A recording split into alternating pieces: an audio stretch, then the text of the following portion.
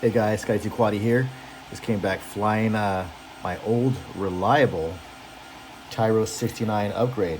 No, this video is not about the quad that I flew yesterday, my plastic quad. It's actually about appreciating the stuff that we had in the past that's been reliable and good to us.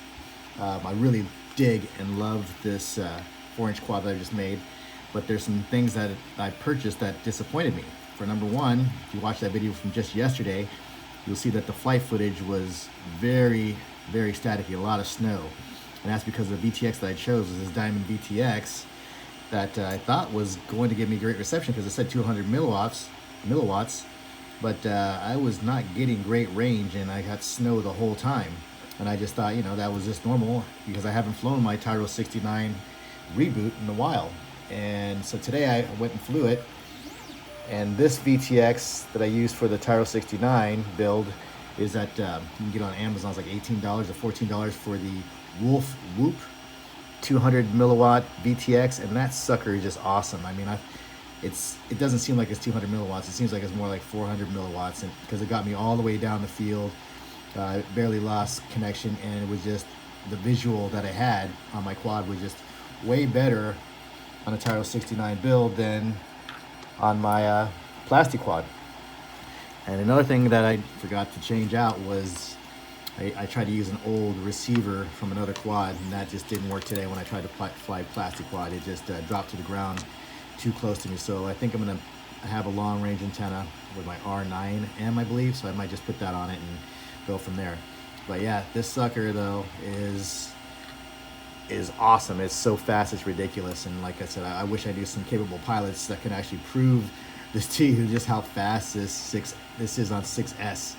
I mean, it's ridiculous. And I am printing out frames that are probably going to get me under the 250 gram mark, which in all honesty, guys, doesn't mean a thing. If we're trying to make 250 gram quads just to get past the FAA proposals, that doesn't mean anything. It applies to all quads. So just be mindful that do your diligence. March 2nd, go ahead and do your submittal. I've done mine, so just got to do it, guys. Anyway, back to the Tyro69. Obviously doesn't look like the Tyro69, but this thing flies like a dream. I mean, it felt like a jet plane. Like I was behind a jet plane flying this, because it's so fast. And the reason that is because the motors that I switched it out with are the LDARC 1304 4100 kV motors that are riding on 4S. And I have put 4S packs through this sucker multiple times, either somewhere from 150 to 200 times. And it still rides strong. I just had to rewire some things up for some crashes, but the motors, everything, just solid. And I'm using the Avan Minis 3024s, and these props have proven to me to be the most durable props I've ever had. I mean, I could bend them, you bend them down and then bend them right back many times over, and the quad still flies great. And just so much power on 4S, and its weight in comparison, I used to have this on an original build like 72 grams, but with all my glue and everything that I have on it now, and protection and new pod, coming in at 93 grams. And you might say that's kind of heavy, but if it was for 3S quad, I would say compared to toothpick, yeah, that's heavy. But I'm riding this mainly on 4S, and on 3S it's very maneuverable, going through tight gaps. But you know, a toothpick is going to beat it, you know, especially when it's 5100 kV. You know, this is 4100 kV, so do the math. But on 4S, this is such a rocket, it's insane. To put things in perspective, I ride it with the 4S battery, if I can find it here. 4S battery, 450 milliamp, and that's at 148, 149, okay? That's total, all up weight.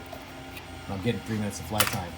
The battery that I used for my 4-inch 6S quad yesterday, the plastic quad, 550 milliamp only, is 102. So you're looking at what? Just like 46 grams heavier for my all-up build with, you know, with the 4S battery. And the torque and the speed and just how smooth it sounds, and just Like I said, when you hit a turn, you don't have to anticipate going around a turn. You point and shoot, and it takes you there. Unlike a lot of my quads that I had, because I don't tune things the best. But you see a turn coming, you're like, oh, better start cutting the wheel now. You don't have to do that with this one. This is just boom, point and shoot, and it's there. It's so smooth and so fast. So what I'm trying to tell you guys is, long story short, or long, if you do have a Tyro69, you blew out the motors, because the motors on the original Tyro69 aren't great. If you do have the components, the heart of that thing is a beast. And I've had that for, over 2 years now, and it's gone from different platforms, and I use that for that build, for any of my builds, and it is reliable as heck. And if you put these LDARC 4100 KVs from Amazon right now, I think they have like 2 left, with 2 complete sets left for $42. I recommend getting them.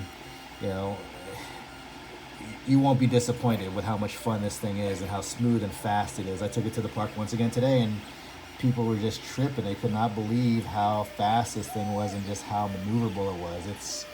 Yeah. Anyway, that's what I got. I hadn't flown this for a while, and you just start to appreciate some of the stuff that you had in the past, and I just want to share it with you. So there's that, and I hope you guys enjoy the flight footage, and I will talk to you soon on the completed upgrades for the Plastic Quad 4-inch build. All right, guys, that's all I got for now. Sky2Quaddy, signing out.